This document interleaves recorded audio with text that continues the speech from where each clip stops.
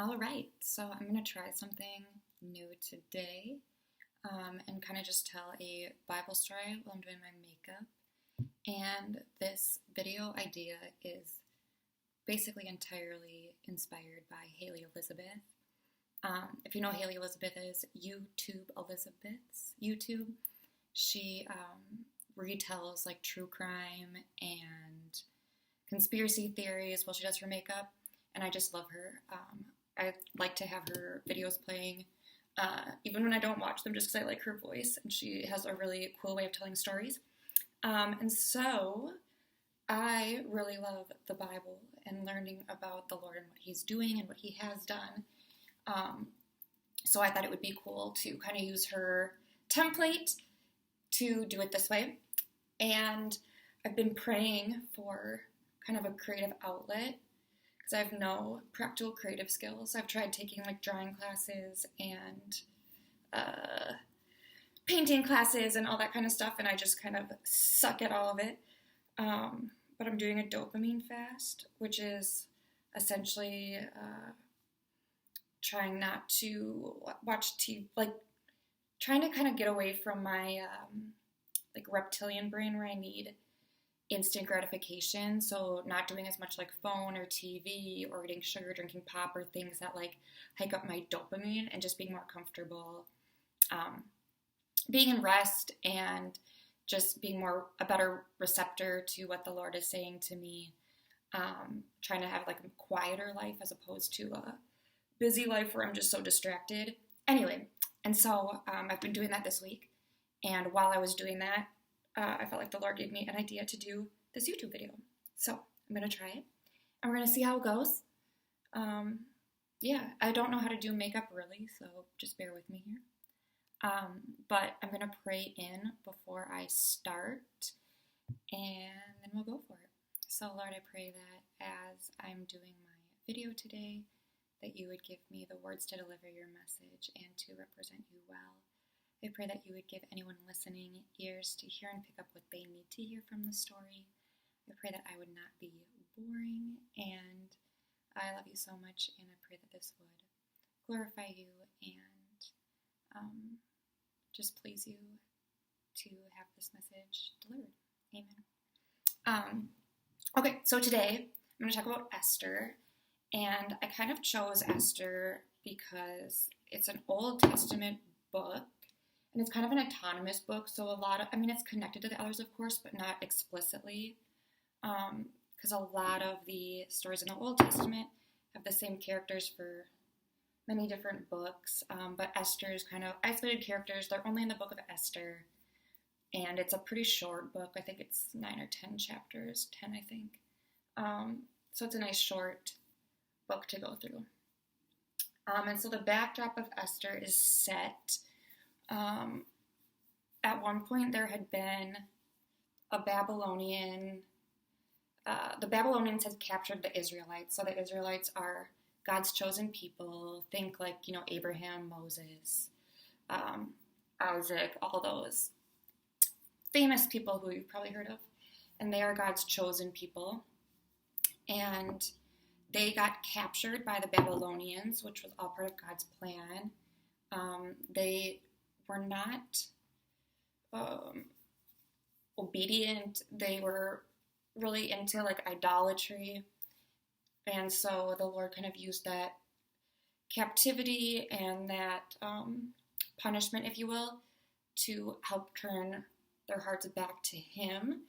Because as long as they were so satisfied with the idols they had made, comfort is kind of the enemy of pursuing the Lord in that sense. Anyway, so he wanted to make sure that they were uncomfortable so they'd seek Him, which is a great plan that honestly works for me all the time. And, yeah. So the Babylonians captured the Israelites, and then King Cyrus, who's the king of Persia, freed the Israelites 70 years later. The whole time the plan had been that they would be in captivity for 70 years. So 70 years later, they were freed. A lot of them went back to Judea, which is modern-day Israel. But some of the Jews chose to stay back in the Babylonian Empire. And one of those Jews is Esther, who chose to stay back. So she is living in Susa, which is the capital of the Persian Empire.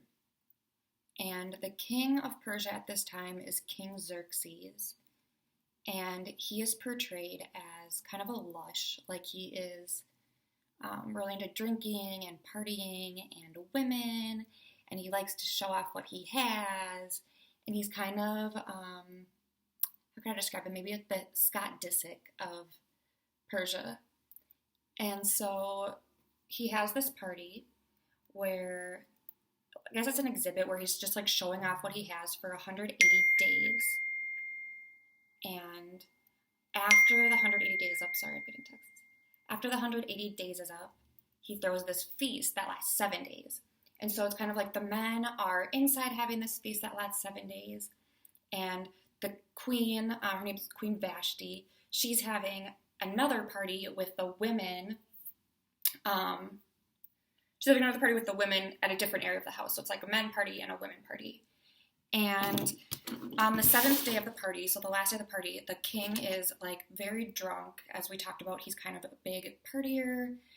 And he wants Queen Vashti to come. He wants to show off how beautiful he is. Or he wants to show off how beautiful the queen is. And so some people, some like interpretations of it, think that he wanted her to like come and be naked at this party with all his guy friends, which is super weird. So of course she says no. And the king is just livid. It doesn't help that he's been drinking. And so he essentially banishes her, like tells her she's not queen anymore because she won't be naked in front of his friends. And he makes this rule that the men are now going to be in charge of their wives because he's afraid that there's going to be this big rebellion now where all the women are going to stand up to their husbands and it's just unacceptable. So, yeah, then he holds a pageant because he needs a new queen. So, at the pageant, it's kind of like Flavor of Love or Rock of Love or one of those old VH1 dating series where there's just like a ton of beautiful women who meet the king one at a time and he decides who he likes. And it's kind of a sick deal for them too, honestly, because before they meet the king, they get like months of spa treatments. So they get like personal assistants and spa treatments and to stay at like a fancy hotel, which is kind of cool. So they do that. And Esther is like super beautiful. It says she has like a great physique and a great face. And as soon as King Xerxes meets Esther, he just probably doesn't fall in love with her, but is like super enchanted by her and makes her the queen. And so while she's the queen, so I should have said this before. She lived with Mordecai, who's her cousin. Her parents were deceased, so she lived with her older cousin, this guy, Mordecai. And Mordecai will come and check in on her. He'll go to the harem that she's staying at, like the hotel for women that she's staying at, and he'll check in on her like every day and just have a little chit chat. But he tells her, like, make sure that you don't tell them that you're a Jew, because there's still a little bit of tension. There's definitely cultural differences between the Jews and the Persians, a little bit of tension and kind of some, cultural stereotypes. So he's like, just don't bring that up. And she doesn't. And let's see. Yeah, so she's queen, King Xerxes, and no one knows that she's a Jew. And one day, when Mordecai goes to see Esther at this harem and to chit-chat with her, he overhears these two eunuchs who are making this plan to assassinate the king. And a eunuch is essentially like a castrated male who is in charge of overseeing the females. So these two eunuchs are going to try and overthrow King Xerxes. and kill him. And so Mordecai overhears it. He tells Esther. Esther tells King Xerxes, hey, this is what my cousin Mordecai heard. And King Xerxes has those guys executed and is really thankful to both Esther and her cousin Mordecai for helping him out. So then it's a couple years later, past that, Esther's still the queen, Xerxes is still the king, and there's this guy, Haman. And Haman is second in command to King Xerxes. And King Xerxes makes this decree that because he's kind of an important guy in a very important guy in the empire, everyone has to kneel down before Haman as like a rule. And Mordecai, of course, refuses because he has reverence for the Lord and he's not going to bow to a mortal man. But this really infuriates Haman because he's kind of a arrogant, brash, impulsive guy. And he is just so mad that this one person will not kneel down before him. So he makes this decree with the king's approval that on this one day they're going to make it okay for people to just exterminate the Jews, all the Jews. Because of course, since this one Jew didn't kneel, it makes all the Jews kind of dangerous. So yeah, he's going to make it so they all can be exterminated on this day. And to decide the day, they basically just roll these dice. It's called the dice. So they roll these dice and they decide, like the 15th day of the 12th month or something like that, that they are going to have a free-for-all where all these people can just go murder the Jews. And of course, because they love to drink and they don't really have a lot of deep care for other people, King Xerxes and Haman celebrate with some drinks. And then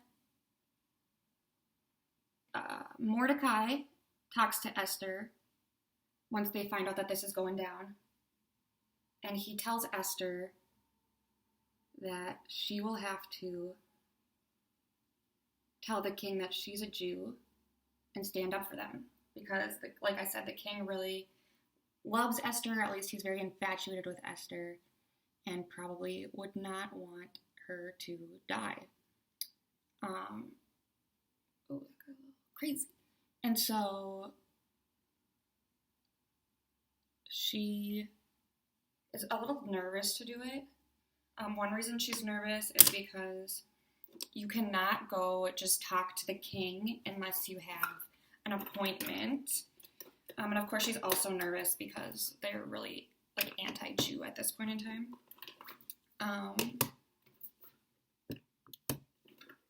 But this is kind of the like famous quote from Esther. If you like have heard any quote from Esther, it's probably Esther 4:13-14. And Mordecai's talking to Esther and he says, if you persist in staying silent at a time like this, help and deliverance will arrive for the Jews from someplace else, but you and your family will be wiped out. Who knows, maybe you were made queen for such a time as this. So basically, Mordecai is saying, I trust in the Lord. He is going to deliver us. We're his chosen people. So deliverance is going to come from someplace. But if you act, it can come from you. And maybe you are in the position you are in for that purpose.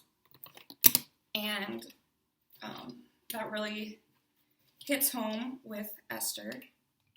So she says, okay, I'm going to arrange a meeting with the king.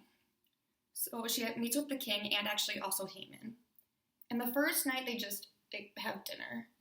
And then she says, okay, I want to meet you guys again tomorrow to have another dinner. And they're like, okay, that sounds great. And so things have been growing great for Haman. He is second in command. He is super excited because Queen Esther wants to have another banquet with just him and the king, which is a big deal. And things are going great. That night, the king cannot sleep. So he's kind of like a narcissist in a sense. So he has one of his eunuchs bring out the records of the things he has done as king and have it being read to him. Because he loves to hear about himself for his bedtime story, which I think is super funny. And so they are reading him, and they read about that time that Mordecai saved him from being assassinated. And he's like, oh my gosh, I totally forgot about that. That was awesome. So the next morning, the morning of the feast, Haman comes to see King Mordecai because he is thinking, everything is going great. I'm so excited for this feast tonight, but there's no way I can enjoy it if Mordecai is alive. This guy is just ruining everything for me. So he needs to be exterminated so I can go about my best life. But when he gets there, the king the night before had heard about that thing that Mordecai had done for him and was very pro-Mordecai. So before Haman even has a chance to, propose the extermination of Mordecai, the king says, hey, there's this guy Mordecai. He saved me before. I want you to go lead him around on like a horse, and you're going to lead him through the kingdom and make everybody cheer for him and congratulate him and tell him what a great guy he is. Which is kind of the exact opposite of what Mordecai wanted to do, because he had this plan to make this 75-foot stake and just impale Mordecai on the stake. But now instead, he has to help him get this great attention.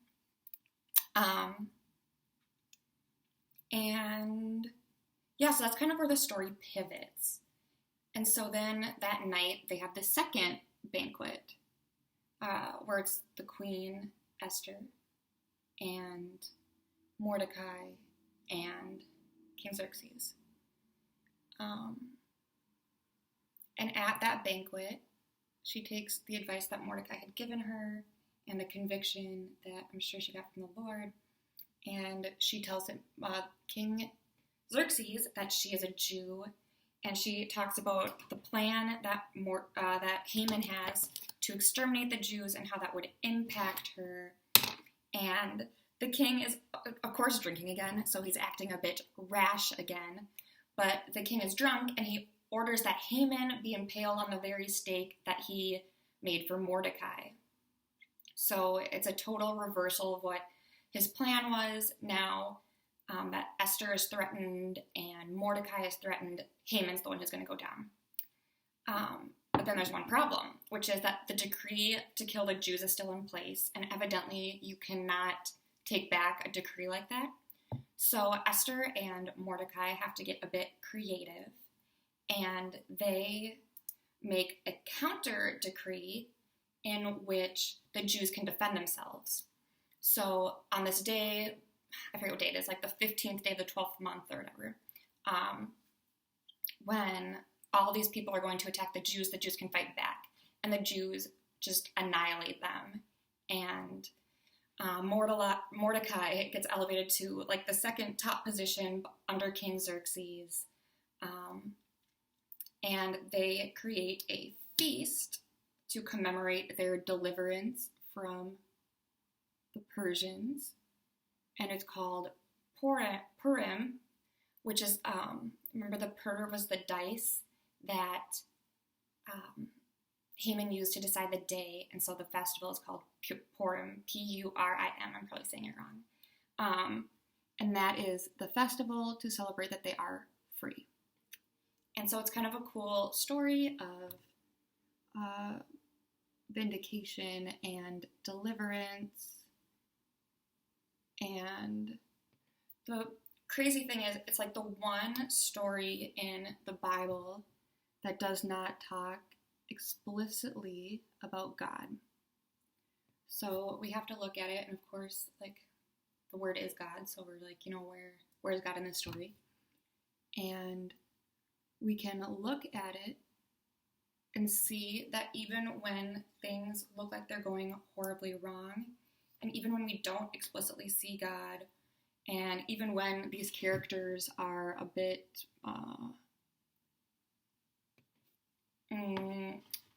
morally ambiguous, we'll say. Like, they're not moral heroes, except for maybe Mordecai in a sense. But even when we're using regular people in bad circumstances, God is faithful to his promises.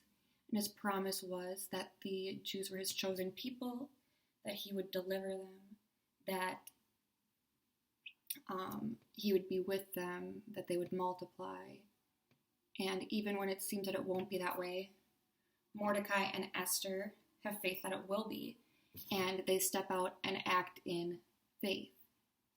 So what the story of Esther can do is it can motivate us to remember the promises the Lord has made in his word, or to us personally by his Holy Spirit.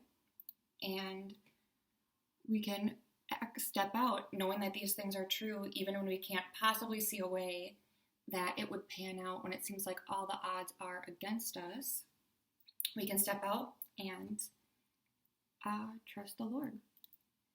And, God is committed to redeeming his people and redeeming the world. And as people who have accepted Jesus, we are now his people. And so we're some of those people that he's committed to redeeming. So we can really live with great confidence that we're protected, and that at the end of the day, things are going to work out for us. Well, thank you guys for listening. That was a bit sporadic, but I appreciate it, and I'm going to try and post more of these, just quick little Bible videos. I'm sure I'll get better at filming and talking, but thank you so much, and we'll see you later.